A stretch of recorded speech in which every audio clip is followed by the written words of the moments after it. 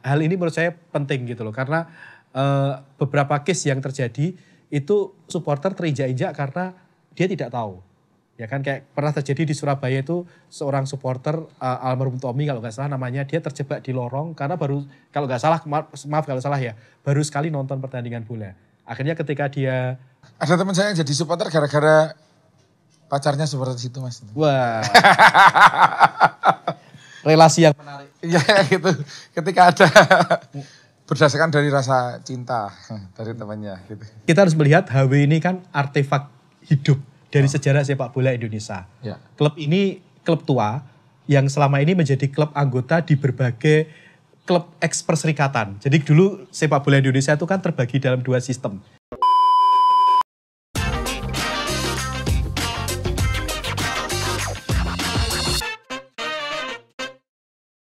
Oke, ketemu lagi di Rubik Ruang Bicara. Ya tahu ini episode keberapa, tapi kita akan terus berlanjut. Jangan dihitungin ya, yang penting ada terus. Yang penting kalian bisa lihat dengan cerita-cerita yang baru dari Rubik Ruang Bicara ini mewadahi banyak banget apa yang ada di Yogyakarta. Dan harapannya nanti juga bisa semuanya bisa menikmatinya ya. Karena seru loh Yogyakarta kalau ngomongin banyak ada. Ngomongin seni, ngomongin musik, ngomongin makanan, ngomongin banyak banget. Dan ini ada salah satu lagi yang sangat menarik juga kalau kita lihat bahwa Yogyakarta punya stadion internasional. Keren loh, makanya kalau gitu-gitu juga pastinya punya tim yang oke. Yogyakarta sendiri punya tim pendukung yang oke, yaitu supporter yang oke. Tapi pada saat ini kita akan mengulasnya dari sisi yang lebih akademis gitu mungkin boleh ya? Seperti gitu boleh gak sih? Boleh ya? Boleh ya? Enggak juga ya Mas ya? Nggak harus ya? Berapa ya? Oke. Kali ini kita bersama dengan Mas Mas Fajar Junaidi. Sugeng Rawuh Mas, selamat datang. Kasih Mas, terima kasih sudah diundang. Wah, di Rubik. Kita yang senang banget Mas Jun akhirnya sempat waktunya datang ke sini. Di tengah-tengah kesibukannya ngajar ini udah mulai luring ya Mas ya? Iya Mas, kebetulan kalau kampus kami di UMY itu tidak pernah mendeklar totally online. Jadi kuliahnya dari dulu memang blended, online dan offline, di blended gitu. Jadi kalau yang bisa datang aja, kalau enggak ya udah. Betul, yang penting protokol kesehatan. Setiap kelas disediakan kamera, jadi yang datang tetap bisa jalan, terutama mata kuliah praktikum. Tapi protokol tetap harus kita junjung tinggi. Itu adalah sebenarnya kalau dari sisi mahasiswa ya senang ya ada kegiatan dan sebagainya, tapi kalau dari sisi dosen berarti mangkat terus. Rano ini. Tuh, tapi kalau saya Mas, saya lebih memilih mengajar itu offline daripada online. Kenapa Mas? Kemeng Mas di sini. Serius, ngajar kan kita duduk terus. Ya. Biasanya kita ngajar sambil berdiri. Interaksinya pun menjadi lebih enak ketika kita dalam kondisi offline daripada kondisi online. Ya kan, online memang punya kelebihan, kita nggak perlu datang. Tapi kadang ya nun sewu Mas, ini to be fair ya. Misalnya kuliahnya blended nih, online dan offline. Yang offline datang, yang online itu disuruh nyalakan kamera. Tidak semua. Ya memang banyak yang nyalakan, tapi ada yang tidak nyalakan dengan segenap alasan ya. Tetapi kita harus respect pada teman-teman yang sudah datang. Itu. Apalagi mata kuliah praktikum kayak produksi talk show seperti ini. Bayangkan kalau online itu terus ya opo. Iya kan? Iya, gitu. benar. Tapi kan Mas, berarti bikinnya jadi 2 materi toh. Mas Jun sebagai dosen. Satu materi buat offline, tapi juga ada materi buat online juga. Enggak juga? Artinya kita melakukan adaptasi ya. Contoh misalnya sederhana aja. Dulu PPT itu hurufnya mungkin bisa kecil. Sekarang, karena mahasiswa kan nontonnya kadang dengan HP. Ya. PPT sekarang kan harus besar-besar. Karena kecil nggak kelihatan juga gitu. Nggak kelihatan gitu. Ini kan adaptasi yang mau nggak mau harus kita lakukan di masa pandemi ini. Terus yang lain sih, karena kalau kami di kampus itu kan sudah punya sistem pembelajaran daring, namanya MyClass ya tahun 2014. Jadi ketika ada pandemi, kami tinggal memigrasikannya aja Mas. Dan mengintensikan ke situ ya? Betul, dan kami sudah banyak produksi video-video pembelajaran sebelumnya. Oh gitu? Iya, jadi relatif lebih siap. Oke. Gitu. Tapi berarti kan kalau gitu double-double kerjaan, double-double kegiatan. Mas Jun gimana nih Mas? Membagi kegiatannya antara menjadi dosen, malah jurusan juga Mas ya? Alhamdulillah. Komunikasi Mas ya? Betul. Okay. Dapat musibah jadi kaprodi Mas. Amanah itu musibah itu ya? Malah lebih enak itu jadi dosen biasa, ansih, karena kita bisa riset, kita bisa jalan-jalan kemana-mana. Kalau jadi pejabat struktural itu kan harus nancep gitu. Di situ terus ya? Iya, jaga gawang. Mas tadi tinggal meroyek dan Kalau saya sih paling susah itu ditinggal untuk nonton pertandingan sepak bola. Oh ya kalau itu. Tapi kemarin juga musimnya pas lagi pre Mas. Betul, musimnya lagi libur. Apalagi pas pandemi itu, jadi kaprodi pas udah pandemi. Pas pandemi Mas saya. Ayo udah pas. Baru 1 tahun ini. Malah di situ toh, jadi nggak kemana-mana toh malah Mas. Betul. Kepake toh. Tapi untungnya di kampus ada tontonan karena di kampus ada klub Liga 3, ya sometimes nonton di situ. Gitu. Apa Mas itu klubnya? PSHW, Hizbul Wathan UMY. Itu Liga 3 ya? Liga 3 regional DIY. Oke, nah itu kalau PSHW sendiri berencana untuk promosi ke Liga 2 apa Liga 1 gitu gak sih? Atau ya mau jadi hobi wae ngono? Kalau kita harus melihat HW ini kan artefak hidup dari sejarah sepak bola Indonesia. Ya. Klub ini klub tua yang selama ini menjadi klub anggota di berbagai klub eks-perserikatan. Jadi dulu sepak bola Indonesia itu kan terbagi dalam 2 sistem. Sistem pertama adalah perserikatan sejak tahun 1930 PSSI berdiri, yaitu adalah amatir yang kemudian semi pro namanya Galatama, Liga Sepak Bola Utama tahun 79. Nah kalau generasi kita kan ngerti Mas, adik-adik kita mungkin perlu diberi pencerahan. Kalau sekarang Galatama mancing ya sana. Betul, mancing Galatama.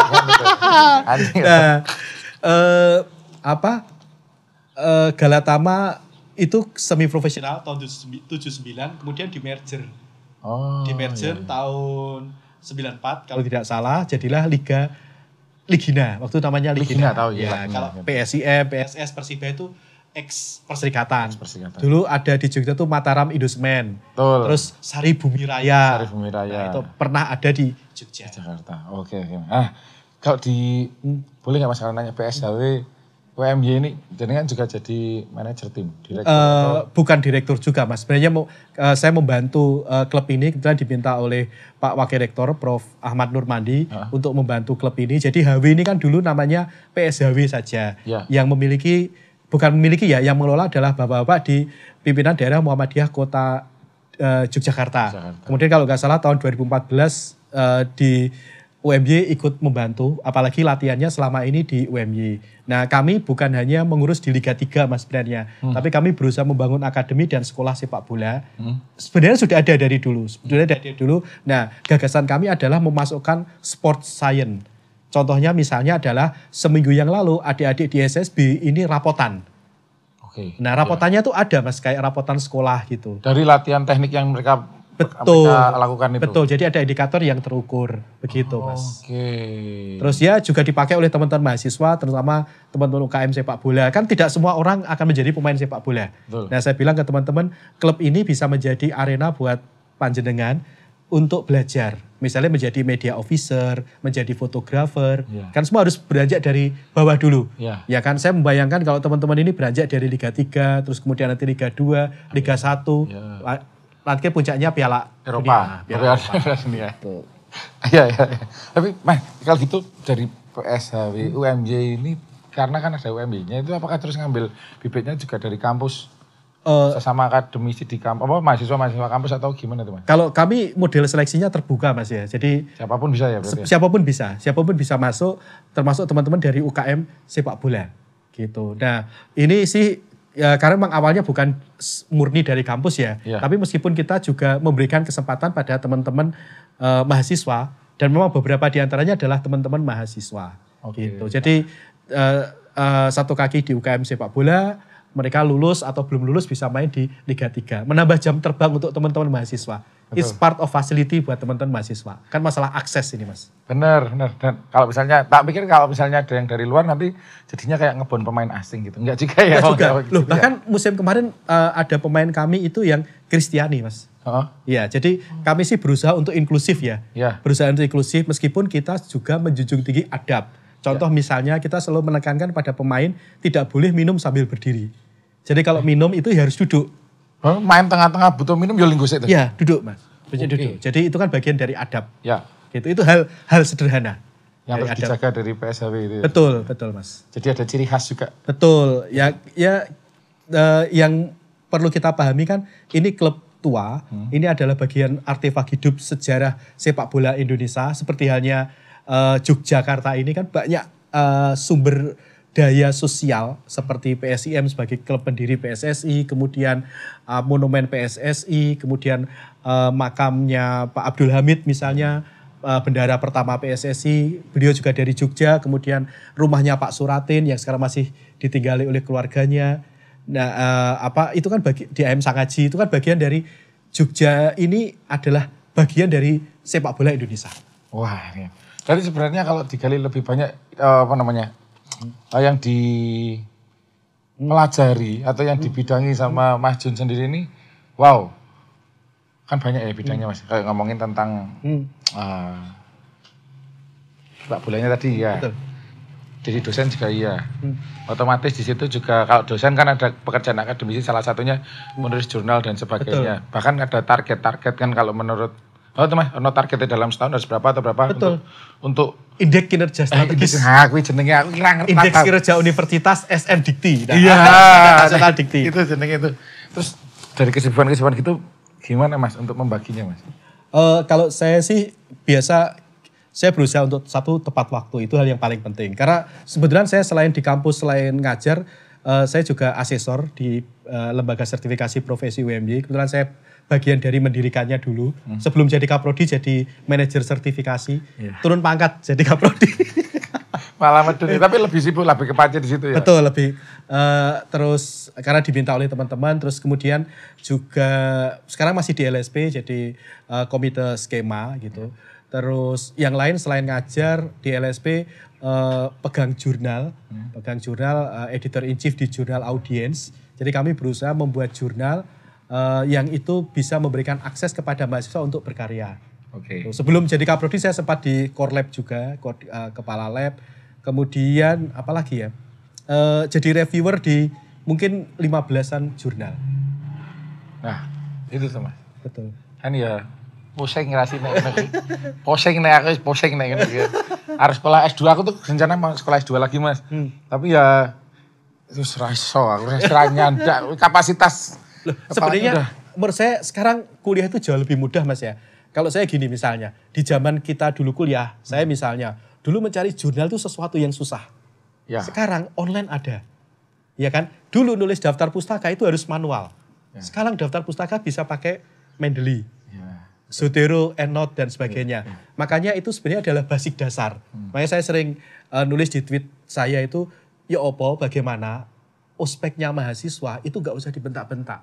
Tapi mahasiswa itu diajari skill-skill mendasar tadi loh Mas. Menggunakan Mendeley, Zotero dan sebagainya, aplikasi-aplikasi. Sebagai gitu. Sangu nanti kalau pas kuliah kayak gimana gitu. Betul. Anak saya SMP udah bisa Mendeley Mas. Kegasian Mas itu. SMA kelas 2 anak saya itu sudah nulis di dua artikel di jurnal. SMA kelas 2 loh Mas.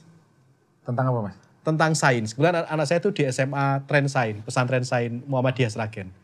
Oh, oke. Siap Mas. Itu juga yang mungkin menyebabkan Mas Jun tadi mewajibkan mahasiswanya nulis buku gitu Mas? Iya, kalau saya gini Mas. Kita sering melihat kondisi di mana karya akademik mahasiswa itu berakhir tragis, dibuang di tempat sampah. Ya kan? Yang kedua, ketika proses penyusunan belum ada proses diskusi yang cukup dengan dosen. Jadi jenengan dikasih tugas, ujuk-ujuk disuruh mengumpulkan. Padahal kan yang paling penting adalah proses dialogisnya tadi Mas. Pendampingan gitu. Nah, saya berpikiran seperti ini misalnya. Saya ngajar mata kuliah hukum dan etika media. Nah, saya punya mata kuliah itu misalnya 2 kelas mahasiswanya, 60 mahasiswa. Kalau satu mahasiswa itu nulis artikel 2 halaman 1 spasi saja, 2 halaman 1 spasi, 30 mahasiswa dikumpul udah jadi buku. Betul. Nah, lalu bagaimana buku itu terbit? Ya kalau nggak ada penerbit kita patungan. Dan saya harus ikut patungan sama seperti mahasiswa. Nah, ini ada contohnya nih. Oh, ini ya klasik ini. Ini foto modelnya juga mahasiswa ini. Wah, cium-cium. Siapa? Lober Fiskananta ya. Masih hafal saya namanya. Loh, kan ini ngajak mahasiswa untuk belajar membuat cover juga. Oke. Ya kan mengeksekusi agar cover itu. Betul Mas, belajar tata artistik. Padahal mata kuliahnya etika periklanan. Gitu. Nah, kalau saya selalu bilang kayak gini Mas. Ini yang kemarin rame di Twitter ya. Dosen yang menjadi, ini karya mahasiswa, dosennya jadi penulis pertama. Kalau saya nggak mau Mas. Saya harus jadi penulis terakhir. Jadi kalau nulis buku gini, pahit-pahitnya saya hanya kata pengantar. Bisa ditanya ke semua mahasiswa saya tak edit semua Mas. Tapi dulu saya masih mau jadi editor, ditulis. Sekarang saya jangan tulis editor. Karena kewajiban itu melekat di saya. Saya cukup ditulis jadi proofreader aja. Ya. Editornya mahasiswa. Jadi sistemnya misalnya gini, ada 30 mahasiswa yang nulis tadi. Ya. Nanti kita pilih aja misalnya 5 mahasiswa jadi editor. Nah 5 mahasiswa ini membawai 6 temannya sebagai penulis. Jadi mereka nanti membuat kelompok kecil mendiskusikan apa yang ditulis. Saling melakukan diskusi dan saya mendampingi mereka. Jadi belajarnya itu kadang lesehan. Dulu Mas di zaman angkatan ini 2007 ya. 2007 itu kan laptop belum sebanyak sekarang. Ya. Nah kalau sekarang hampir tiap mahasiswa punya laptop. Jadi sekarang itu biasanya lebih gampang. Wes kita cari hari yang kosong, panjenengan, teman-teman mahasiswa kosong, saya juga kosong, kita ngumpul ngecamp. Di rumah makan boleh, di angkringan boleh, di kampus boleh, di rumah saya boleh. Kita nulis bareng-bareng. Mosok dari jam 9 pagi sampai jam 5 sore gak bisa nulis 2 halaman. Nanti nulis, mereka minta pendapat temannya. Jadi prosesnya adalah proses saling dialog tadi. Saya sih berusaha membreakdown dari prinsipnya Paulo Freire. Pedagogy of the hope. Gitu Mas. Nggak pas gambarin running aku bikin running aku ketok cool meneh. Gitu Mas. Ya. Aku juga mengamati loh Bung layarnya. Ini ya, salah satunya gini ya. Iya, dalam belah ini jalan Mas. Dari angkatan berapa ya? 2005 kalau nggak salah. 2004 sampai sekarang jalan. Sempat berhenti ketika puncak pandemi, sekarang kembali jalan lagi. Terakhir launchingnya deket sini kok Mas. Paling 300, Taman Sari launchingnya. Di launching juga? Di launching juga. Jadi pas ujian itu launching buku. Kan nilai sebenarnya udah keluar Mas. Ya. Karena saya koreksi terus. Jadi saya tahu progres mahasiswa itu satu persatu. Jadi saya tuh sampai ngapal nama mahasiswa, kalau sudah lulus ya, itu kadang tanya saya, bukumu dulu apa? Nah saya langsung ingat angkatannya. Ya. Nah saya selalu bilang, berikan kebanggaan pada Bapak Ibu. Jadi tulis di biodata itu nama Bapak Ibu. Biar Bapak Ibunya bangga. Nah kalau sekarang itulah disebut sebagai outcome based education. OBE. Okay. Pendidikan yang berbasis outcome. Okay. Yaitu jadi kebijakannya kementerian sekarang. Nah alhamdulillah saya sudah melakukannya sejak lama. Gitu. Dan teruji, maksudnya metodologi kayak gini, membuat kayak gini tadi sudah terlatih dari 2005 sampai sekarang. Betul. Nah kalau saya sederhana Mas. Jangan melihat karya mahasiswa S1 itu layaknya karya mahasiswa S2, itu tidak fair. Ini orang masih belajar loh, ya kan? Kalau salah, ya jangan dicaci maki. Justru malah dibombong hati ini, ya kan? Agar semangat untuk melakukan perbaikan. Nah pendidikannya kan sering nggak sehat Mas. Ya toh, salah sidik disuruh koncone. Gitu. Tidak maju, tadi kalau mau ngapa-ngapain. Tapi ini kalau tulisan yang ada di dalam sini juga bisa jadi rujukan teman-teman mahasiswa untuk skripsi apa menulis tugas itu nggak sih jadinya Mas? Atau ini jadi semacam Wikipedia nggak bisa dipakai buat rujukan? Kalau saya monggo aja, toh kita melakukan proses dialog kan. Jadi toh ada ISBN-nya, ada nomor ISBN-nya, ya kan? Bahkan beberapa buku ini tuh kalau kita lihat di katalog itu masuk di Perpustakaan National Library of Australia. Wow, gitu. Ini? Iya. Ada di sana? Ada. Yang bawa ke sana? Nah saya nggak tahu Mas, mungkin perpustas. Oke, siap. Oh bener, tapi ini bisa jadi satu koleksi perpustakaan, terus ini juga bisa menjadi bahan. Kalau ada beberapa orang yang membuat buku ini menjadi satu souvenir. Betul. Buku menjadi tukar-menukar, ini loh karya dan ini mungkin gambaran orang UMY untuk melihat iklan misal dalam buku ini ya. Betul. Suram. Dan ini bisa jadi merchandising memperkenalkan dan mengakrabkan lebih dekat gitu ya. Nah, hal lain Mas menurut saya penting adalah Jogja itu kan terkenal sebagai kota yang industri penerbitannya tumbuh baik Mas. Iya. Ekosistemnya tumbuh subur. Nah, maka sebenarnya kita beruntung tinggal di Jogja nih. Ekosistemnya mudah. Mau cari penerbit itu di Jogja gampang. Nun sewu, tidak bermaksud underestimate dengan kota lain. Kalau lihat cover-cover buku di Jogja itu kan menarik. Ya kan? Dan diskusi buku, toko buku indie pun itu kan bermunculan di Jogja bahkan di era internet Mas. Ini juga menarik kan, kamu ini menarik Mas ini. Ini loh, ini kalau misalnya mau lihat lebih dekat di sini nih ya bukunya ya. Ini nggak tahu angkatan berapa ini angkatan bro? 2007 ini bukunya di angkatan 2007. Kalau misalnya ada kalian yang 2007 mau kasih UMJ lihat ini gitu. Launchingnya tahun berapa Dusun? 2009 ya? 2009. Oh JNM. Di launching kan kayak gitu. Di launching Mas. Jadi kita mengakhiri kuliah itu dengan seneng-seneng. Gitu. Kita mendekonstruksi ujian akhir itu biasanya tertekan, kita seneng-seneng. Karena sebelumnya kita udah berproses. Bagi saya proses itu jauh lebih penting daripada hasil. Ya. Hasil tidak akan pernah mengkhianati proses. Hasil tidak pernah mengkhianati proses. Betul, kalau prosesnya baik, hasilnya pasti baik. Baik, siap. Jadi ini kalau bilang kayak gini berarti sebenarnya bisa jadi banyak ya. Tadi itu belajar nulis juga bisa. Betul. Layout buku juga ada. Buat cover. Buat cover juga bisa. Launchingnya, ada. event gitu ya. Betul. Dalam satu buku ya. Wih, luar biasa loh ini. Jadi kayak ini Mas, kan nulis satu angkatan itu jadi semacam buku, apa ya, buku angkatan. Aku pernah punya teman ini loh, Dan ini yang udah lulus terus mungkin S2, terusin S2 apa S3 gitu. Kalau lihat buku ini yang ide. Iya betul Mas, serius. Kok bisa nulis kayak gini ya? Gitu kan akhirnya. Saya selalu bilang ke teman-teman mahasiswa, ketika kita sudah lulus, kita lihat buku kita, kita melihat karya kita ketika kuliah, percaya kita akan ketawa. Bener gak? Kita membuat video klip, buat talkshow yang dibuat ketika kuliah, itu langsung wah culun banget ya. Saya bilang itu yang saya alami dulu. Saya baca tulisan saya ketika kuliah, ketika saya sudah jadi dosen, itu rasanya culun ya. Tapi itu kan bagian dari proses. Betul. Orang tuh kalau nggak pernah salah, ya nggak akan pernah benar. Iya betul. Dan semua orang pasti memulai, kalau kata Panji, aku ngerti Panji Pragiwaksono itu, karya pertama itu pasti jelek. Benar. Nggak bisa bagus sebelum ya kalau bisa bagus nanti ya itu jadi hal yang luar biasa. Tapi kalau misalnya jelek itu wajar. Betul. Nah, makanya terus jadi permulaan yang baik.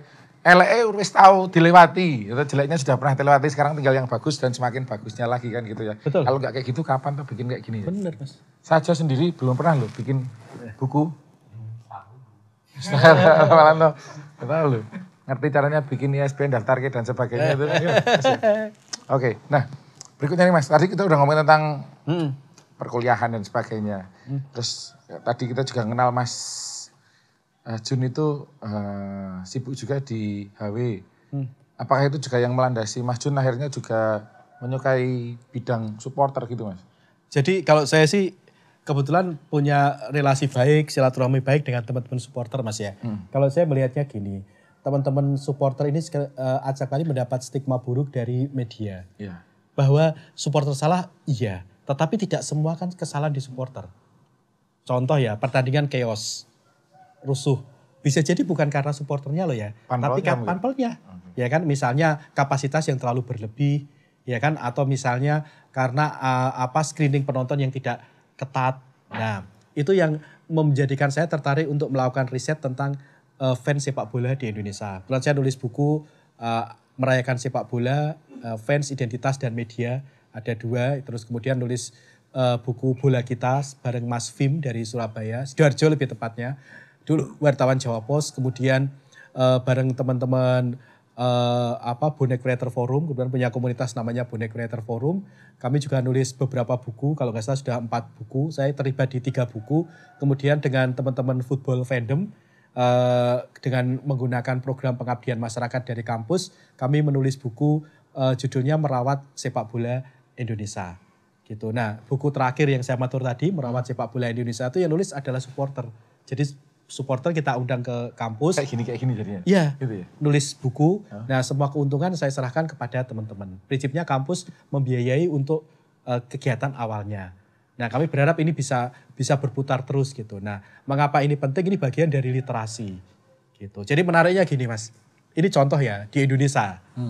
Contoh, klub-klub sepak bola di Indonesia bahkan sekelas Liga 1 yang membuat match program untuk pertandingannya itu jarang. Bisa dihitung dengan jari. Tapi menariknya adalah justru supporter itu menerbitkan unofficial match program. Ya. Seperti itu Pak, itu kan menarik. Ya kan? Atau misalnya websitenya supporter itu, maaf loh ya dengan segala hormat, sometimes itu lebih bagus daripada websitenya klub. Jadi bahwa teman-teman supporter ini punya potensi. Mereka membuat podcast, ya kan? Mereka membuat konten-konten media dan sebagainya. Maka kalau mengutip James Potter, James Potter dalam bukunya Introduction to Media Literasi, ben kayak dosen tenan. Siap. Kalau gambarnya wis dadi loro, aku dadi kudu maca paham ki Mas. Nek mau siji aku iso ora to piye. Soalnya diintroduksi sebagai dosen. Nah, media literasi itu kan tahap akhirnya adalah bisa memproduksi media-media alternatif. Ya kan? Saya ambil contoh misalnya di Yogyakarta fansnya PSIM ada Mas Dimas Maulana dan kawan-kawan. Mereka membuat komunitas namanya Bawaskor. Ya kan? Mereka membuat pameran. Ya kan? Mereka membuat buku babat mandala. Yang kedua saya juga koleksi gitu. Nah ini kan bagian penting. Yang sebenarnya bisa dikelola. Apalagi Jogja ini menurut saya punya potensi besar mengembangkan sport tourism. Supporter tourism. Sport. Ya, Termasuk dalamnya supporter tourism. Ada klub besar, PSIM, PSS, Persiba juga jangan lupakan. Mungkin nanti Gunung Kidul, Kulon Progo maupun klub-klub yang lain. Satu itu. Yang kedua infrastrukturnya lengkap. Ya kan, hotel banyak, lapangan latihan banyak. Yang ketiga sebenarnya adalah modal sosial Jogja nggak dipunyai kota lain adalah sejarah. PSSI berdiri di sini. PSSI berdirinya di Jogja. Ya kan? Tahun 1930. Okay. Pendirinya PSIM, Persib, Persija, PSIS, Persebaya, PPSM. Semoga tidak kelewatan ya. Sama Madiun, PSM Madiun. Oke, semoga tidak kelewatan. Maaf kalau ada yang kelewatan. Nah, klub-klub ini kan mendirikan PSSI di Jogja. Yang kedua misalnya ada artefak seperti rumah tinggal dari Suratin, Ketua Umum PSSI pertama, kemudian bendahara umum PSSI pertama itu dari Jogja, namanya Pak Abdul Hamid. Pak Abdul Hamid kemudian punya putra, namanya Pak Dasron Hamid.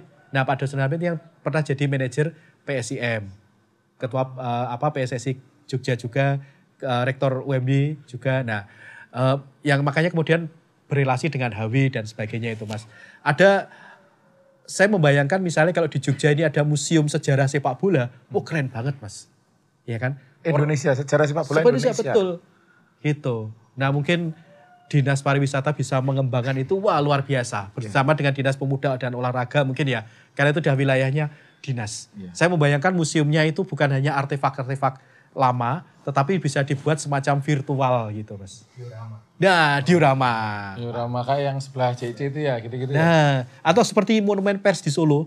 Sekarang kan cukup bagus ya dioramanya gitu. Nah saya bayangkan itu ada di Jogja. Jadi orang itu kalau, apalagi Timnas kan suka main di Jogja sekarang. Jadi sambil nonton Timnas, biro-biro tur itu bisa buat paket nih. Ya kan, sekolah-sekolah wisata ke Jogja, itu wisatanya, kan wisata itu harusnya kan dharma wisata. Ya kan, ada unsur edukasinya. Museum sepak bola. Kita perlu kolaborasi. Betul. Menarik loh gitu. Kalau setiap hari museum, karena museum ya setiap hari nonton rekaman pertandingan Indonesia lawan mana, lawan mana dari dulu sampai sekarang. Programnya bisa banyak tuh Mas gitu. Untuk audiovisualnya juga tetap berjalan kan. Betul. Ini isong enggak.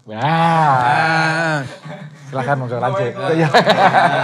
Bisa dikolaborasikan dengan banyak pihak gitu. Betul. Saya ingat misalnya teman-teman Bawaskor, Mas Dimas dan teman-teman pernah membuat pameran tentang PSIM. Rame. Kemudian pernah membuat tur namanya, saya lupa ya, Titik Putih atau apa. Kalau nggak salah 2 lebaran yang lalu. Pasti masa pandemi gitu. Di Kota Gede saya itu ikutnya. Jadi kita jalan kaki dipimpin oleh Mas Dimas dan kawan-kawan itu menyusuri jalanan di Kota Gede, kemudian di lapangan Karang. Nah di lapangan Karang itu kita diceritain sejarah lapangan Karang itu seperti apa. Dulu di situ ada klub namanya PS Angkatan Muda. Saya baru tahu. Ada Angkatan Muda itu kan gaya-gaya nama Jogja banget. AMM dan sebagainya. Nah kemudian diajak ke ex pemain PSIM. Kemudian diceritakan banyak lah sambil jalan gitu ya. Nah saya membayangkan kalau ini jadi paket wisata Jogja kan keren banget. Itu di sport tourism itu ya. Sport tourism, contoh misalnya jalan di sebelah baratnya Mandala Krida, itu namanya Jamiat Dalhar. Malah nggak tahu namanya, warteg yang kalau malam banyak orang jualan itu. Betul, nah pintu gerbang utama Mandala Krida. Jamiat Dalhar ini mantan pemain PSIM dan Persija dan Timnas. Tahun 50-an. Makamnya ada di samping Masjid Perak ke utara Kota Gede. Dampingan dengan Pak Abdul Hamid. Piantun Jogja Mas. Bayangkan pemain sepak bola namanya diabadikan sebagai nama jalan. Itu berarti sesuatu yang luar biasa. Penghormatan. Gitu Mas. Legenda. Cuman nggak pernah diulik. Nah kan itu ya. Mungkin nanti diskusi selanjutnya jenengan bisa ngundang teman-teman aktivis sejarah itu. Oh, boleh. Ternyata mengulik hal-hal hidden di Jogja. Dari Jogja kan dari dulu mungkin ngomonginnya masih ke apalah Malioboro pasti gitu, Perak dan sebagainya, Kota Gede dan ngomongin sejarah-sejarah gitu. Ternyata secara populer dan tidak terangkat malah ya. Sepak bola itu PSSI itu Yogyakarta loh yang bikin. Betul. Luar biasa, menarik. Nah, kalau ngomongin sepak bola secara umum, Mas Jun juga suka nonton sepak bola betul? Kalau saya sih suka Mas, apapun saya tonton sih sepak bola. Tapi jagoan saya sekarang kalahan sih. Ya udah saya sebutin nanti, seneng nanti. 4-0. Iya, jelas toh, kita toh. Aduh, nggak apa-apa. Tidak tsunami trofi tapi tsunami kegulan. Tsunami kegulan, nggak apa-apa. Yang satu kota ada di atas sendiri kok, tenang aja. Oh. Malang saya. Ya sih enggak. Nah, tapi semua pertandingan suka nonton, Mas? Kalau saya sih suka nonton ya pertandingan sepak bola ya, apapun ya. Saya menikmati sih pertandingan sepak bola dengan segala pernak-perniknya gitu. Nah, itu juga dari buku-buku yang ditulis tentang sepak bola juga inspiring dari situ, banyak yang bisa diangkat dari situ dan masih ada lagi kah yang mau diangkat tentang sepak bola di buku menjadi buku jenengan berikutnya gitu, Mas? Kalau sekarang sih belum ada ya, cuman saya kepikiran sebenarnya itu di sepak bola Indonesia itu yang penting sekarang adalah mitigasi. Memang ada bencana, Mas? Contoh Mas ya, rumah saya itu kan dekat dengan Stadion Sultan Agung, Jambitan. Ya kan, kita tahu dulu gempa, daerah sana kan pusat epicentrum gempa.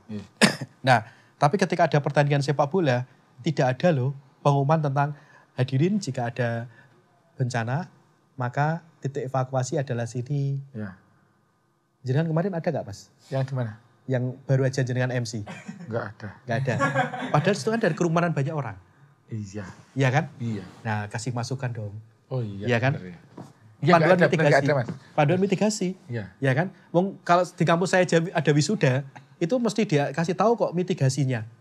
Sama kayak kita naik pesawat kan kita tahu mitigasinya. Nah, ini menurut saya hal penting harus menjadi fokus kajian kita ya. Jadi mengapa mitigasi? Jadi jangan hanya bicara sepak bola itu bencananya dari manusia, supporter itu tidak. Tapi ada bencana lain loh, bencana alam yang sewaktu-waktu bisa terjadi. Ya kan, kompetisi dulu berhenti karena gempa Jogja. Oh iya. Ingat ya kan? Iya. Nah, ini maka menurut saya menjadi penting menginisiasi pentingnya mitigasi. Apalagi jenengan yang sering MC. Ya. Jadi mungkin nanti bisa diusulkan ke panpelnya. Gitu. Bahkan titik kumpul sinagenya, papan penunjuknya itu sangat minimalis, Mas. Mas, kalau boleh komen, Mas. Sajane itu kan kenapa mungkin nggak disebutin di situ karena supporter kan ngeyel-ngeyel. Jadi ya buat dikandani ini kan ya tempat keluarnya di sana. Ngapain sih dengerin kamu? Tanding, yo mulai gitu kan. Gitu nggak sih? Atau ngecan terus dari awal gitu kan ada juga atau. Tapi sebenarnya kan bisa diumumkan sejak awal Mas ya. Atau sebenarnya kan bisa dengan lain ya. Misalnya ketika ada pertandingan membuat match program, cetak itu, nah match program di dalamnya ada panduan mitigasi. Ya kan? Atau kalau ada videotron kan bisa ditampilkan di videotronnya. Nah hal ini menurut saya penting gitu loh. Karena beberapa case yang terjadi itu supporter terinjak-injak karena dia tidak tahu. Ya kan kayak pernah terjadi di Surabaya itu seorang supporter almarhum Tommy kalau nggak salah namanya, dia terjebak di lorong karena baru kalau nggak salah maaf kalau salah ya baru sekali nonton pertandingan bola.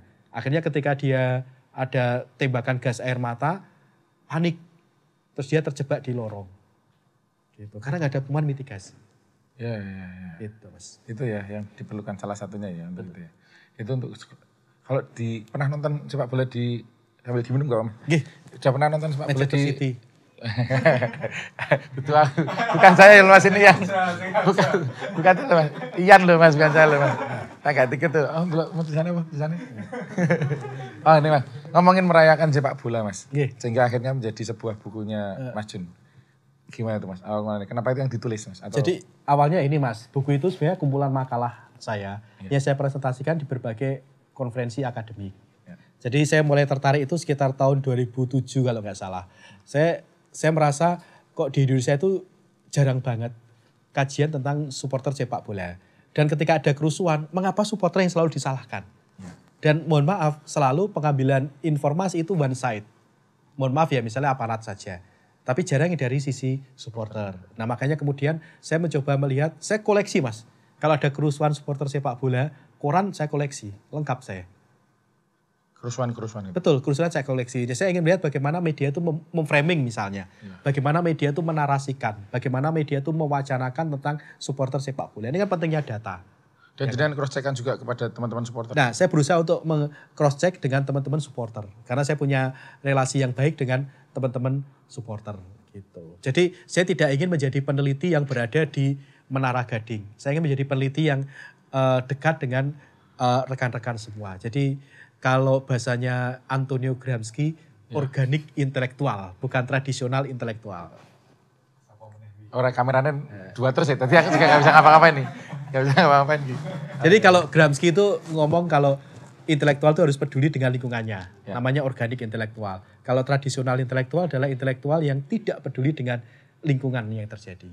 Oke, nah ini mengambilnya adalah yang bagian peduli. Betul. Dengan lingkungannya. Apalagi ini hobinya ya Mas. Alhamdulillah Mas. Nonton. Jadi paling enak itu sebenarnya kita melakukan sesuatu sesuai dengan passion kita sih menurut saya. Gitu. Passion gerombol-gerombol gitu Mas. Tapi pertama kali nonton bola langsung live kapan sih Mas Jun? Wah lupa Mas. Zaman masih kecil dulu di Madiun Mas. Kan saya lahirnya di Madiun. Iya. Ya Tarkam itu harus dilihat sebagai pertandingan sepak bola ya. Oh iya oke. Iya kan? Toh saya sampai sekarang masih suka nonton pertandingan grassroots. Iya. Karena justru menariknya pertandingan itu sekarang ya, yang saya suka amati itu pertandingan di Liga 3. Nah, lebih jujur. Bukan lebih jujur Mas ya. Karena itu kayak ekspresi penontonnya lebih di situ kalau diamati ya nggak sih? Kalau bahasanya teman-teman kayak punk football.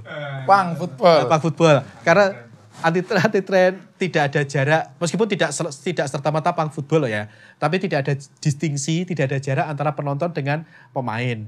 Iya kan? Mereka bisa langsung menyapa pemain, kadang berdiri di pinggir lapangan. Nah, saya sih sedang tertarik untuk meneliti tentang hal tersebut gitu, Mas. Itu interaksinya menarik sekali ya. Kayak cuman berarti mereka pun yang nonton bisa ikut teriak-teriak. Betul. Ngarahin dan membodoh-bodohkan pemain ataupun wasit gitu kan secara langsung ya. Jarak ke lapangannya itu saya dengan jenengan ini Mas. Jenengan udah di lapangan nontonnya dari sini. Itu kan benar-benar ya secara regulasi sebenarnya kan tidak bagus ya. Tapi itulah kenyataannya di grassroots gitu. Ya, tarkam-tarkam seperti itu yang terjadi. Tarkam betul gitu, Mas. Gol sawer, nah itu menarik. Atau malah kleneknya jadi lebih dekat. Iso demok gawang kapan wae iki dukune gitu kan ya. Gitu ya. Siapa itu yang apa? Yang lagi tren dengan pesulap merah itu? Iya, Gus Samsudin. Jangan-jangan Gus Samsudin ikut ke situ nanti.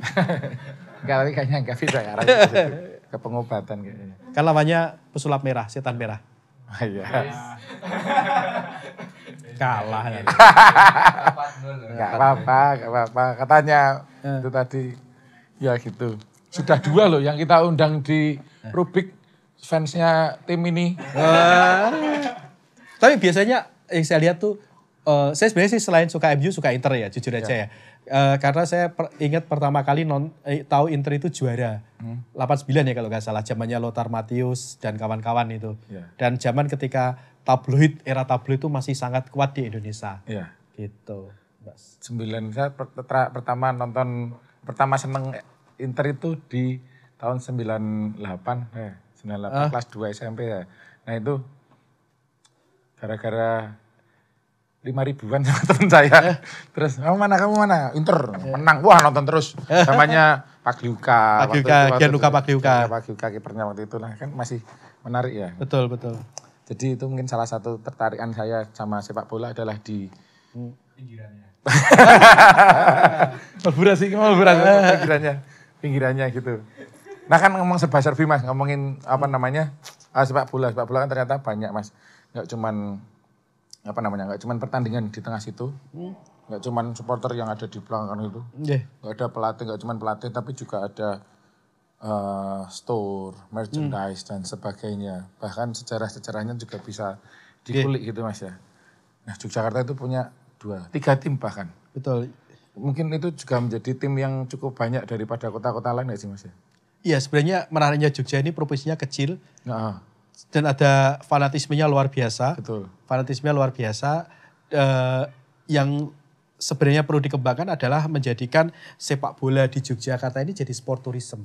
Saya ingat banget Mas, sekitar 2 bulan yang lalu ada visiting professor di tempat saya di UMY dari Spanyol. Dan beliau itu penggemar Real Madrid. Rumahnya hanya berapa ratus meter dari Santiago Bernabeu. Nah, profesor di sana gitu. Kemudian ketika ke sini yang saya ajak pertama adalah jalan-jalan ke store-nya PSIM dan PSS. Ke PSIM Store dan Sebada Store. Dan dia beli waktu itu. Dan sampai di Spanyol dia pakai, dia belikan kepada putranya. Artinya jersey apa? gitu kan? Jersey Mas. Artinya apa? Ini kan sebenarnya potensi. Karena ada orang yang suka sepak bola, butuh oleh-olehnya adalah sepak bola berkaitan dengan kotanya. Alhamdulillah ada PSIM Store dan Sebada Store. Saya membayangkan kalau nggak ada itu mumet saya. Lagi nggak ada pertandingan soalnya. Mau diajak kemana? Diajak kemana? Oh, dia sukanya bola? Sukanya bola. Gitu. Nah, artinya saya membayangkan merchandise klub itu, termasuk jersey salah satunya, bisa menjadi oleh-oleh. Ya kan? Dan ini menghidupkan UMKM. Ya kan? Yeah. Pabrik perakitan bajunya, sablonnya, boxnya, apalagi boxnya kan mesti dibuat bagus-bagus, kan industri lokal. Terus yang nyablon kreseknya gitu. Nyablon kreseknya juga. Efek dominonya kan luar biasa Mas sebenarnya. Untuk membangun ekonomi lokal dan terutama anak muda. Contoh lain selain itu yang harus kita lihat adalah sepak bola ini menghidupi ekonomi yang luar biasa. Teman-teman supporter mereka membuat kaos untuk komunitasnya atau untuk laskarnya. Atau untuk distriknya. Nah itu kan sebenarnya mereka juga membuka lapangan kerja untuk diri mereka. Dan ada perputaran ekonomi di situ gitu. Jadi sekali lagi kalau saya sih jangan selalu mencela supporter itu sebagai kriminal dan seterusnya. Gitu. Bahwa ada beberapa hal mungkin salah, iya harus diakui itu. Tetapi kita harus bijak dong melihat dalam konteks yang lebih luas. Oke, menarik sebenarnya bisa diulik menjadi seperti itu ya yang belum terbuka juga sampai saat ini ya. Tapi juga kalau ngomongin pertandingan, sebenarnya pertandingan di Yogyakarta juga belum terlalu banyak Mas ya. Maksudnya gimana? Pertandingan, maksudnya menggunakan stadion-stadion, 2 stadion besar ini kan. Tapi juga ternyata di Jogja ada stadion-stadion kecil yang bisa menampung pertandingan ataupun ternyata kalau bisa dibilang futsal di Yogyakarta itu tetap hidup sampai kapanpun juga. Betul Mas. Atau football yang itu tadi lapangannya di Maguwo itu juga, ternyata itu juga laris Mas. Nah ini sebenarnya potensi juga Mas. Misalnya di Jogja itu ada beberapa tempat latihan yang representatif. Makanya banyak klub Liga 2 maupun Liga 1 kan suka TC di sini. Persebaya aja langganannya mesti TC di Jogja. Selalu pakai UNY. Kan?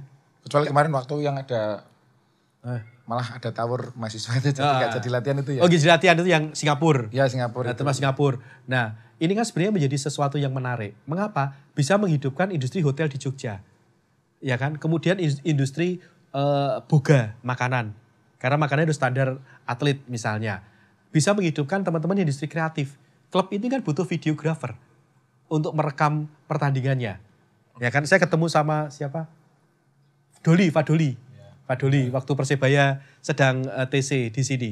Fadoli merekam gitu. Dan Fadoli itu anak Jogja kan. Nah dia kan kepake di situ karena ada yang sedang TC nih. Ini hanya satu contoh di satu orang aja loh ya. Artinya sebenarnya efeknya kan banyak. Saya membayangkan kalau lapangan-lapangan di Jogja ini bagus, kamar gantinya bagus, minimal untuk TC. Nah itu menghidupkan industri pariwisata di Jogja, menghidupkan anak-anak muda di Jogja yang berkaitan dengan sepak bola. Klub butuh analis, klub butuh videographer, fotografer, dan seterusnya. Iya benar loh, karena sekarang orang-orang teman-teman saya itu juga yang punya klub-klub independen gitu, itu kalau misalnya sepak bola, itu urunannya itu ada 2, iurannya ada 2. Satu iuran buat lapangan dan air mineral, satunya iuran untuk fotografer. Nah betul Mas. Itu udah ada sekarang. Fun football itu sekarang biasanya dibuat package termasuk fotografer. Iya. Karena demi konten. Betul. Karena misalnya udah pakai jersey bagus-bagus atau jersey kebanggaan timnya gitu kan. Udah ada di lapangan, udah ada bola, masa nggak difoto? Nah. Apalagi kalau pas lagi atraksi gitu kan ya. Lagi salto kan. Momen-momen kayak gitu yang dicari sama teman-teman saya untuk. Betul. Tadi urunannya itu ada 2 sekarang. Benar. Ada urunan lapangan sama minuman, satu lagi buat fotografer ya. Nah artinya apa Mas? Di Jogja itu kan banyak lapangan desa sekarang udah bagus nih. Ya. Bisa jadi destinasi wisata loh Mas. Orang ke Jogja, rombongan gitu, mereka tanding bola, nanti satu paket. Paket dengan paket video atau minimal fotonya. Nah industri kreatifnya kan tumbuh nih Mas. Butuh fotografer. Iya, makanya situ itu. Karena apalagi kalau kayak gitu ternyata ada orang-orang yang memang penasaran untuk mencoba lapangan di mana. Apalagi kalau bisa ngomongin iklim hawa yang berbeda antara satu kota-kota lain gitu kan. Bener. Efeknya di situ juga ya. Betul. Melihat daya tahan tubuh pemain dan sebagainya gitu ya. Betul. Yuk, bisa yuk, teman-teman yuk. Kalau bal-balan, kalau sepak bola jangan lupa ya. Makanya mencoba lapangan-lapangan yang ada plus itu tadi ya. Betul, Mas. Ajak fotografer. Nah, banyak fotografer potensial di Jogja. Iya, biar berputar juga gitu ya. Selain bikin jersey. Nah, Mas, tadi juga sudah disebut juga Mas Jun ini aktif di PSHW UMY gitu. Awalnya terjun di PSHW UMY, ini jadi pemain juga nggak Mas? Enggak. Saya nggak bisa main bola, Mas. Pupuk bawang. Tapi Mas Jun suka main bola juga nggak sih? Bisa, tapi pupuk bawang, super pupuk bawang, Mas. Nggak kuat larinya. Posisi berarti kiper kalau nggak kuat larinya? Back aja, back. Kalau saya sih dulu karena diajak oleh Pak Warek, Prof. Ahmad Nur Pandi, dan Bapak di pengurus HW untuk bantuin gitu Mas. Terutama untuk mengelola ya satu website, media sosial, dan pengelolaan klub.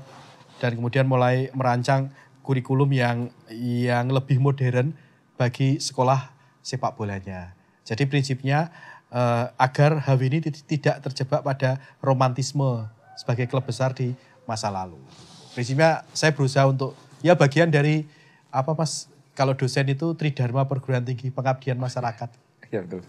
Itu juga salah satu bagiannya. Mas kalau PSHW UMY itu ada supporternya Mas? Supporternya berapa ya?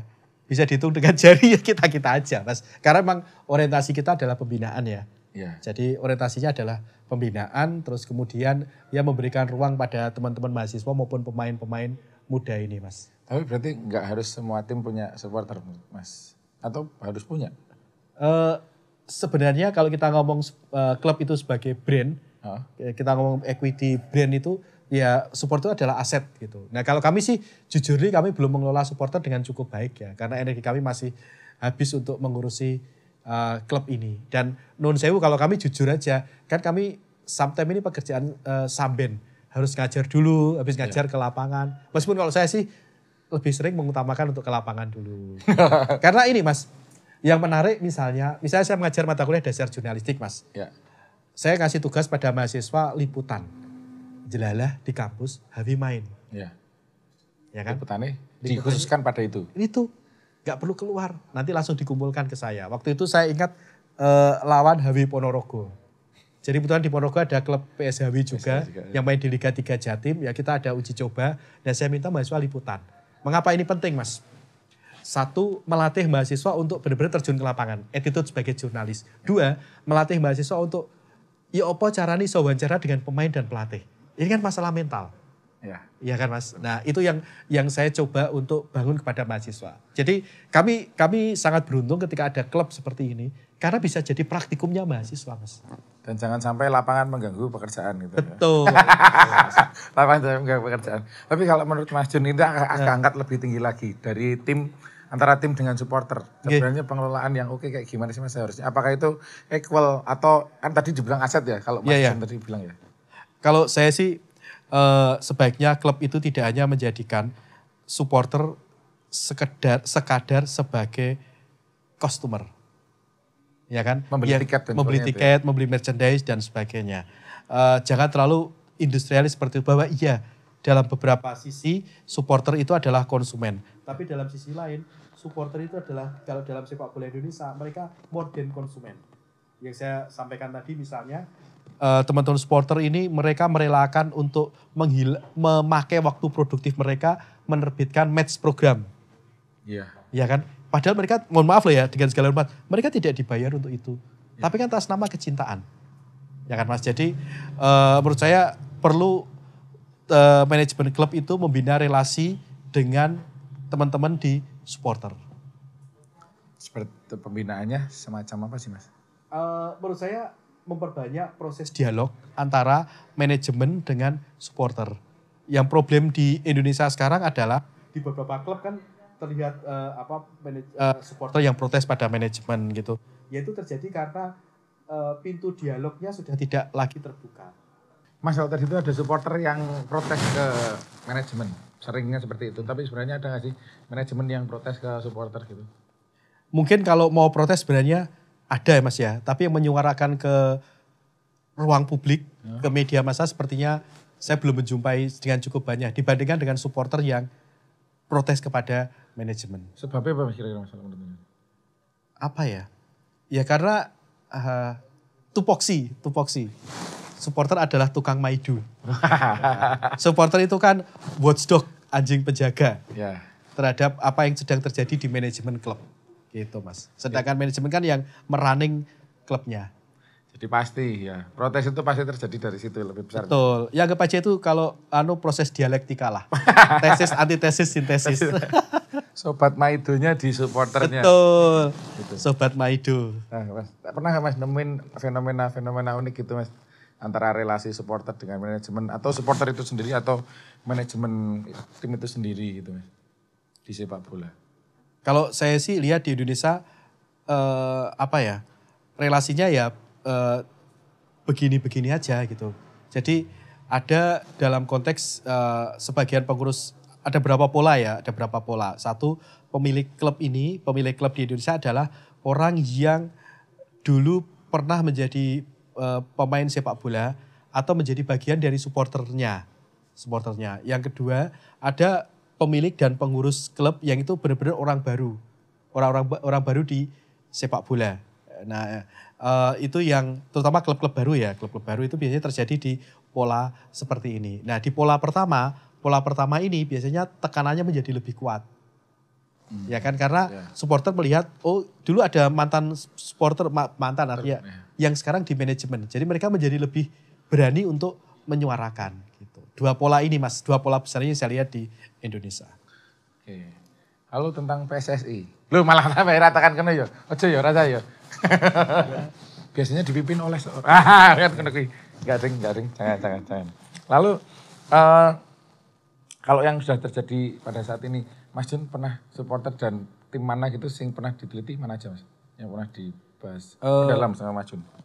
Kalau saya sih beberapa ya, misalnya dalam relasinya dengan media ya bagaimana media memberitakan, itu saya pernah menulis tentang bagaimana media memberitakan bonek, bagaimana media memberitakan tentang supporternya PSIM, PSS Sleman juga, kemudian PSIS Semarang, Persis Solo juga. Kemudian saya juga berusaha meneliti tentang media-media alternatif yang digerakkan oleh teman-teman supporter. Gitu. Waktu itu saya lagi melakukan riset tentang itu, teman-teman dari Magelang misalnya Pak Kuning Jawa, kemudian Jogja, Bawah Skor, Fortuna Zain, Mas Mikel, Fortuna Zain kan, terus Bawah Skor Mas Dimas, kemudian Solo Pasnet, pasopati.net, kemudian Sleman, Sleman Football, kemudian LJ TV yang sebahasa anu, terus kemudian kalau di Surabaya itu seperti Emosi Jiwaku, kemudian itu yang pernah saya wawancara ya beberapa, meskipun untuk keperluan riset dan penulisan, meskipun wawancara dalam hal lain saya sering gitu ketemu dengan teman-teman ini. Kalau saya sih percaya teman-teman yang menggiatkan media komunitas di komunitas supporternya masing-masing ini adalah pejuang literasi. Karena mereka mencurahkan waktu produktifnya untuk melakukan pekerjaan-pekerjaan yang sifatnya produktif bagi klub, bagi orang lain. Iya, benar semuanya itu. Aku membayangkan kalau misalnya memang di setiap supporter tim, supporter bola gitu pasti punya tadi itu ya, media. Betul. Ternyata mereka juga punya penulis-penulis handal. Betul, Mas. Jadi kalau dulu kan football journalism, sekarang football writing. Nah, itu yang sebenarnya potensi luar biasa gitu. Dan teman-teman ini saling mengenal kok meskipun klubnya beda gitu. Jadi proses interaksi antara klub yang berbeda itu salah satunya dimulai dari penggiat literasi media ini, Mas. Iya, benar, aku memahami ada teman itu yang jika ternyata mereka pasti ya supporter pasti saling mengenal lah. Betul. Sama lainnya, dan mereka mungkin bahkan ada yang sempat dalam satu pertandingan tuh mereka bertukar foto, itu pernah ada juga aku mendengar cerita itu untuk koleksi, untuk dipajang di mana website mereka, di media mereka sendiri gitu. Jadi sebenarnya kan kalau ngomongin supporter, sisi baiknya pun mereka juga berteman loh. Betul, Mas. Tidak semuanya itu crash. Nah itu. Jadi kadang saya mikirnya gini, Mas, crash supporter itu ya, bahwa supporter sekali lagi salah iya, saling memprovokasi iya. Kita harus melakukan, tapi kita berikan mitigasi yang saya matur tadi loh Mas. Ya kan? Makanya mitigasi itu bisa dilakukan ketika ada regulasi yang kuat. Yang bagus, regulasi yang bagus. Regulasi yang bagus didasarkan pada naskah akademik. Naskah akademik itu didasarkan pada riset yang bagus. Ya kan? Bagaimana Inggris meminimalisir hooliganisme meskipun sampai sekarang ada, tapi kan berhasil diminimalisir.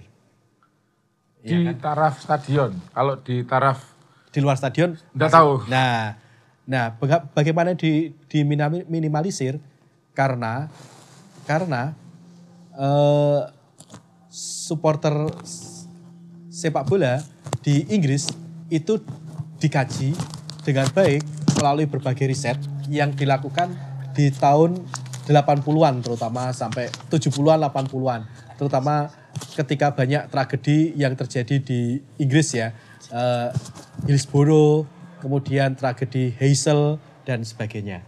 Ya karena ini kan menjadi sesuatu yang menarik bahwa kebijakan policy itu harusnya didasarkan pada naskah akademik. Naskah akademik didasarkan pada riset. Gitu. Jadi saya tuh sedih kalau sidik supporter sing disalah. Ya, supporter itu berkorban luar biasa loh untuk datang ke stadion. Setuju. Ya kan, tiketnya mahal tapi dengan fasilitas yang mohon maaf, fasilitasnya itu sebenarnya kan kalau beli jujur ya, itu gak sebanding dengan harga tiket yang diberikan gitu. Kita nonton film misalnya, dapat kursinya sofa loh, dengan harga tiket yang sama. Di stadion, alih-alih kursi, kadang stadionnya tidak memakai kursi. Ya kan, kemudian jaminan garansi keamanan yang tidak bagus, seperti yang saya sampaikan tadi, misalnya tentang panduan mitigasi yang itu tidak disampaikan ketika kita berada di stadion.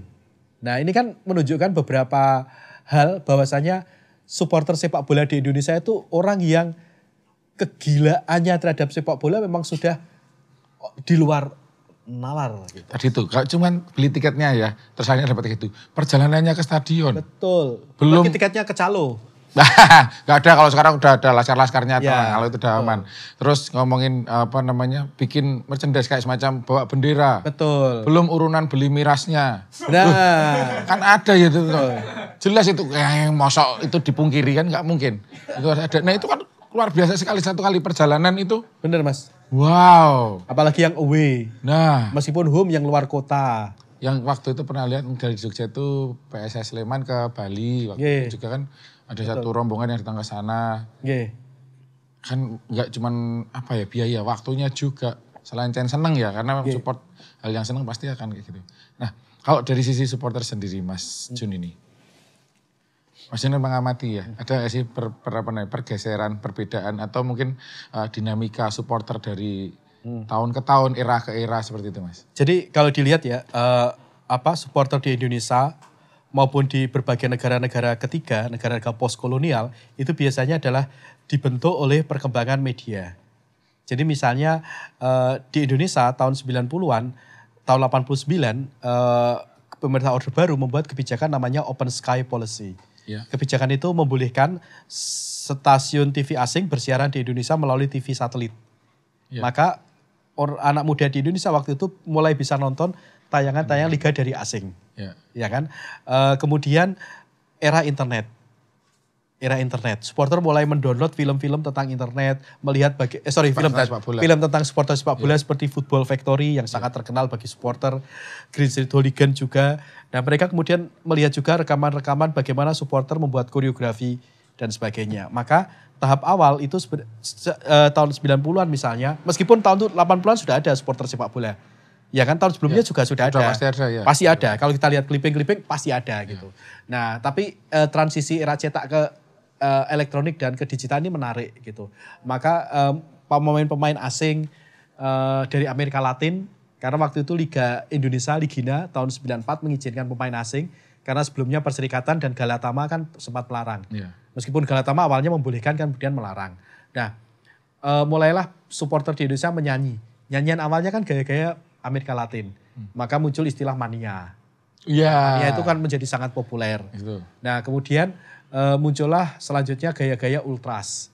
Karena mereka melihat tentang bagaimana ultras di Italia terutama Apalagi 90 adalah era keemasannya Serie A. Serie A kita lihat. Ya kan, ada 7 klub yang sangat luar biasa waktu itu mendominasi. Kemudian mereka melihat gaya supporter Inggris dengan gaya casual misalnya dan Eropa yang lain. Maka masuklah gaya casual gitu. Nah, ini menunjukkan pertautan antara media dan pembentukan identitas supporter. Nah, yang menarik adalah pembentukan identitas ini acap kali kemudian postkolonial. Gimana itu, Mas? Postkolonial itu mentalitas ex negara-negara terjajah. Ya. Misalnya menggunakan nama-nama yang ke Inggris-Inggrisan. Nah, itu kalau dalam kajian cultural studies kita bisa menyebut sebagai postkolonial. Saya tidak ngomong benar atau salah, tidak sama sekali, konteksnya bukan seperti itu. Hanya itu menggunakan apa? Ya, perangkat analisnya bisa seperti itu gitu. Terus penyanyi lagu-lagu berbahasa asing misalnya bahasa Inggris misalnya, itu bagian dari hal seperti ini. Tapi apakah proses ini kan juga nggak lepas dari proses globalisasi. Jadi kita bisa memaknai dunia itu dari sepak bola. Indonesia berubah dari era Orde Baru menuju pasca Orde Baru, itu bisa dilihat dari sepak bola. Ya kan, mengapa misalnya supporter sepak bola itu menjadi fenomena yang tiba-tiba huge, meskipun tahun 90-an sudah ada loh ya, sekali lagi sudah ada. Tapi pasca reformasi kan muncul di berbagai kota. Betul. Ya kan, karena apa? Awalnya kan tidak ada kebebasan untuk bersuara. Satu itu. Yang kedua, era pasca 98 adalah era desentralisasi, Mas. Ya. Otonomi daerah. Maka muncullah identitas baru bahkan tingkat kabupaten. Dulu kalau supporter itu kan umumnya meskipun tidak semua iya lah ya. Umumnya kan tingkat provinsi. Ya kan? Tapi satu klub perserikatan itu mewakili dianggap satu provinsi. Ya. Meskipun sekali lagi tidak bisa generalisir, tapi polanya kan seperti itu. Nah, pasca 98 sampai tingkat kabupaten. Inilah yang bisa kita lihat sebagai bagaimana kita bisa memahami otonomi daerah, desentralisasi dari sepak bola. Dan ini tadi selain itu juga ternyata ada pengaruh-pengaruh apa yang didapatkan dari media-media itu tadi ya, ternyata ya media luar betul. Trennya pada saat itu apa tadi itu Liga Italia ternyata juga membawa warna sendiri dalam supporter Indonesia. Betul, Mas. Tadi juga aku menggarisbawahi ngomongin Latin dengan manianya itu juga banyak membesar juga di Jawa Timur dan sebagainya seperti itu ya ternyata ya. Dan sampai sekarang bisa nggak sih Mas kalau akhirnya kita juga membaca gitu kedepannya supporter ini akan berjalan seperti apa sih? Atau akan mengambil kiblat seperti apa, bergerak seperti apa gitu Mas? Kalau saya sih pergerakannya tentu akan seiring dengan industrialisasi sepak bola ini Mas ya. Misalnya ketika Indonesia akan sudah seperti Eropa, mungkin masih jauh ya. Ketika ada restriksi terhadap penonton ya tiket menjadi mahal. Ya seperti liga-liga di Eropa kan sekarang hanya orang kaya yang bisa nonton. Ya kan? Nah, bisa jadi prosesnya akan ke situ. Meskipun mungkin itu masih sangat lama. Gitu, Mas. Dan itu cukup berat untuk dilalui ya sebenarnya perjalanannya ya. Oke. Nah, kalau bicara tentang supporter kan saya harus terfasilitasi dengan baikkah atau bagaimanakah, apalagi kalau tadi ternyata menjadi harga yang cukup tinggi gitu. Padahal mungkin militansi yang ada itu sebenarnya di akar rumput, area-area paling bawah, anak-anak SMP menjelang SMA menjelang nganggur itu kan yang paling apa ya, punya militansi tinggi terhadap tim klub gitu. Nah, kalau kayak gitu tapi sebenarnya kalau ngomongin kemajuan tim berasal dari supporter ya sebenarnya apa yang bisa dihasilkan, apa sih yang bisa diharapkan Mas? Faktanya di Indonesia salah satu sumber pendapatan tim selain dari sponsor adalah tiket dari supporter. 2, penjualan merchandise terutama jersey kepada supporter. Maka penting bagi klub untuk membina relasi dengan supporter. Membina relasi itu dengan apa? Ya klubnya harus berprestasi. Wah, ini. Salah satunya loh ya. Meskipun berprestasi kalau berjarak kan juga nggak bisa. Iya, betul sih. Ya. Tapi kan PR ya, banyak hal yang harus ditempuh menuju ke situ ya. Jadi klub itu butuh fans relation lah. Harusnya ada ya. Ya, fans relation manager atau fans relation officer yang menjadi jembatan untuk interaksi antara klub dengan manajemen. Dengan supporter. Dengan supporter. Ya walaupun ada banyak kan supporter gak cuma satu, pasti ada yang namanya ultrasnya, ada supporter biasanya juga dan sebagainya. Betul. Terus itu kan banyak kepala, banyak banyak ide dari masing-masing. Ini mungkin menekankan pada satu hal tertentu. Supporter yang ultras di sini menekankan pada satu hal tertentu, walaupun memang prestasi yang dicari ya. Gimana terus cara pengelolaannya biar optimal antara jadi sebenarnya tadi itu? Salah satu indikator sebenarnya kan tiket terusan yang berlangsung satu musim itu kan sebenarnya menarik.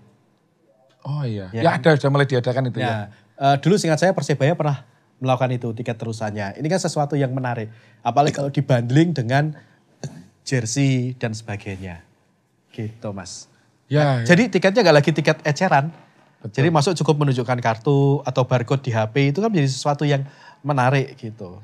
Ya benar. Udah mulai ada kemarin juga ada seperti itu juga tiket satu musim. Nah betul tiket terusan. Untuk 5 supporter gitu kan ya. Betul. Pengolahannya. Jadi emang satu kali pembayaran dan harganya jadi paketan lebih murah. Terjangkau. Lebih terjangkau Mas. Kalau beli eceran jadi lebih mahal. Betul. Dan itu bagi klub kan akan lebih sustain karena mendapatkan dana fresh yang lebih banyak di awal. Jadi perputarannya ada modalnya gitu ya. Betul Mas. Itu ya. Wow, kalau ngomongin dana dan sebagainya lalu tadi itu Mas sebenarnya ada yang namanya kapitalisme semu dalam olahraga sepak bola itu.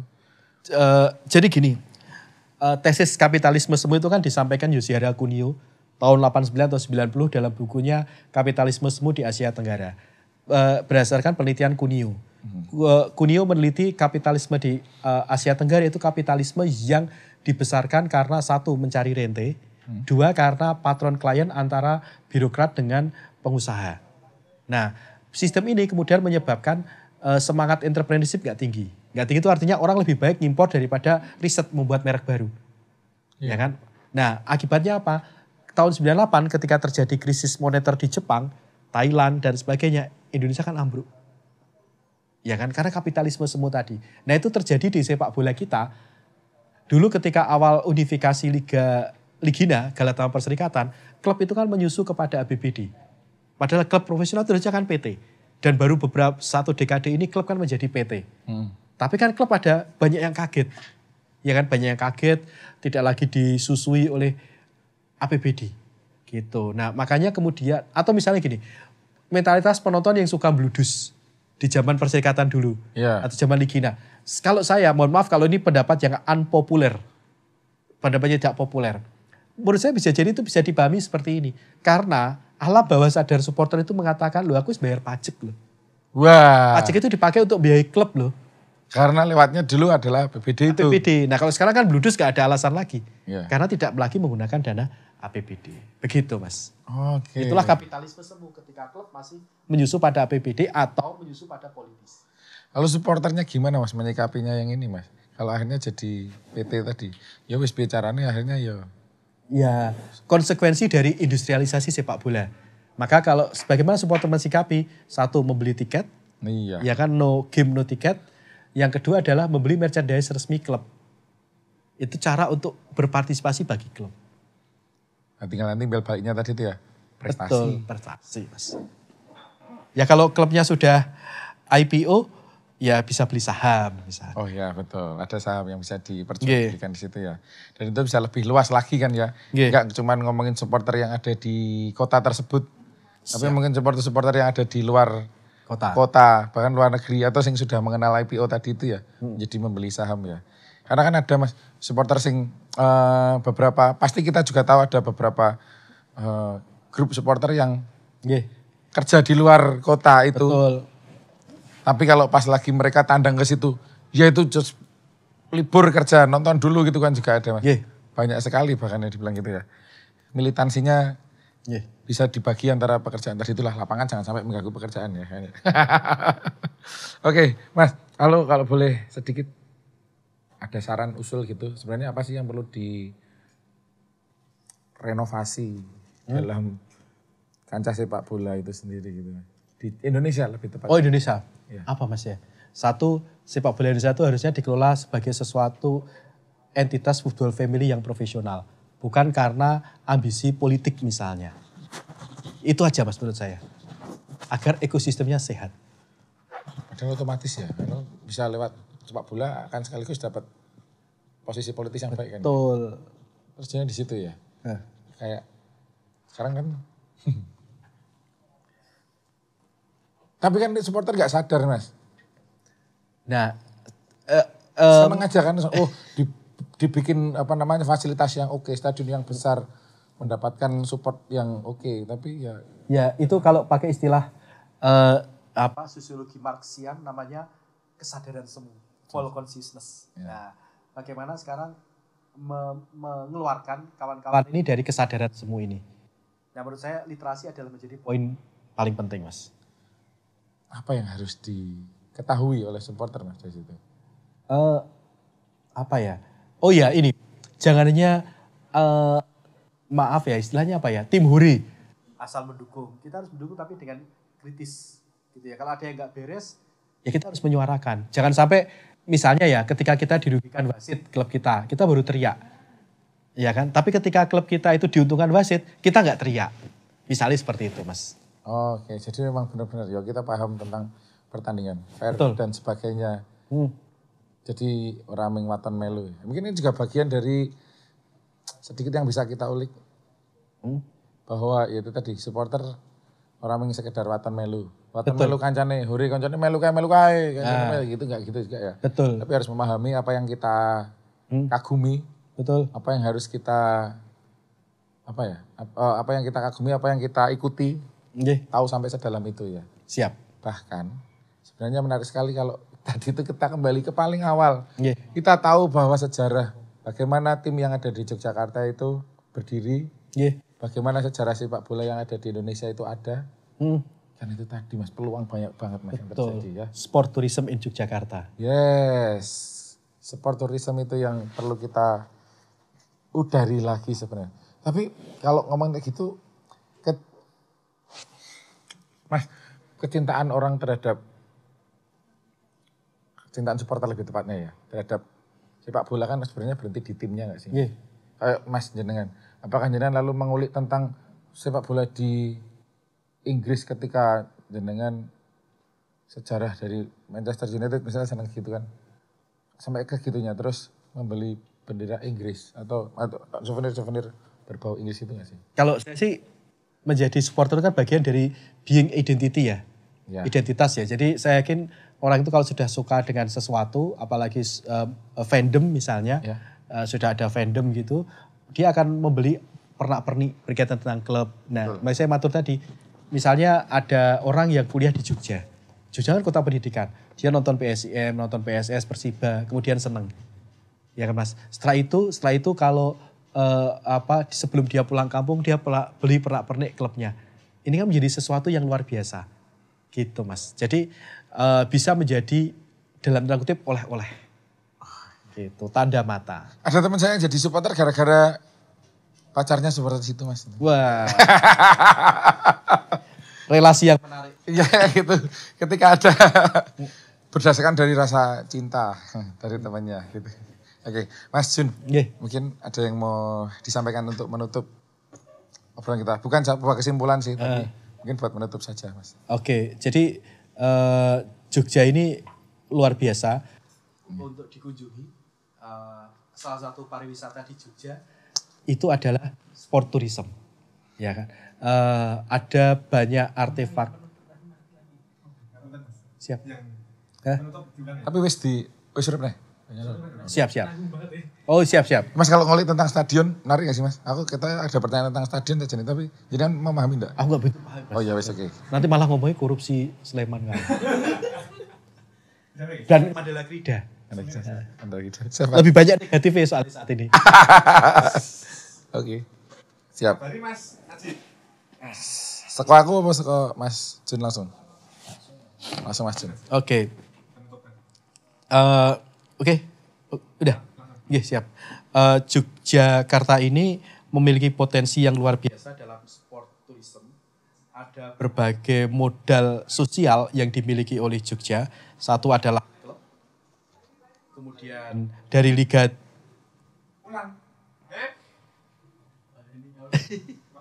Gak usah aja. Memahami, Mas Jun kira-kira fakta di sini memahami. Wis tahu ngalami ning kampus dan sebagainya.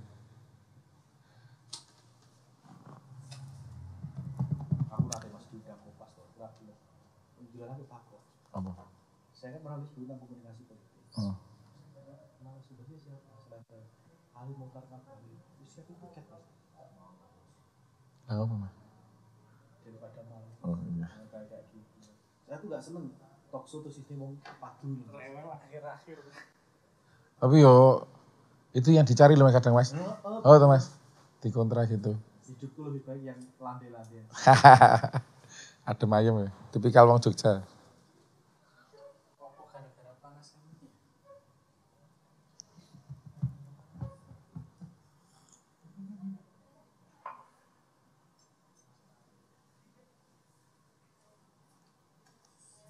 Tapi iya, sing nyekel supporter itu bakalan menang ya mas. Kalau politik mas, otomatis ya. Makanya literasi itu penting. Tidak dijadikan di apa? Puting aja. Iya. Harus punya. Parah banget. Padahal itu tadi karakter supporter ora iso sinau mas ya. Iya mas, ya. Lainnya ke situ tuh. Tenang. Tapi itu akan kalah dengan sistem online. Karena real data real. Besok semakin lama ada caranya mas, tenang aja mas. Kecurangannya maksudnya. Saya lebih cenderung sering nonton PSS atau PSM mas? Saya dua-duanya mas. Oh. Saya kurang enggak punya afiliasi. Tapi dua-duanya senang. PSS itu dulu konco saya, konco kuliah saya dulu cedak banget PSS. Tapi sekarang konco dulan saya PSIM. Jadi kemarin tuh launchingnya jersinya PSS saya ditawari juga. Tapi ternyata punya mas siapa tuh PR-nya PSS itu sendiri yang Purba. James Purba. Itu yang jadi misalnya di sana terus nggak jadi. Terus PSIM nama nih konco juga. Wis meneh. Ini aku ora gelem foto-foto, aku ngono kan. Melukai salah satu. Betul. Tapi ya sih, ya PSIM mereka di Twitter aja sudah ada mas. Mereka iya. Sopo itu mau didodok. Tapi terus sih mas, kebayang tentang itu enggak sih mas?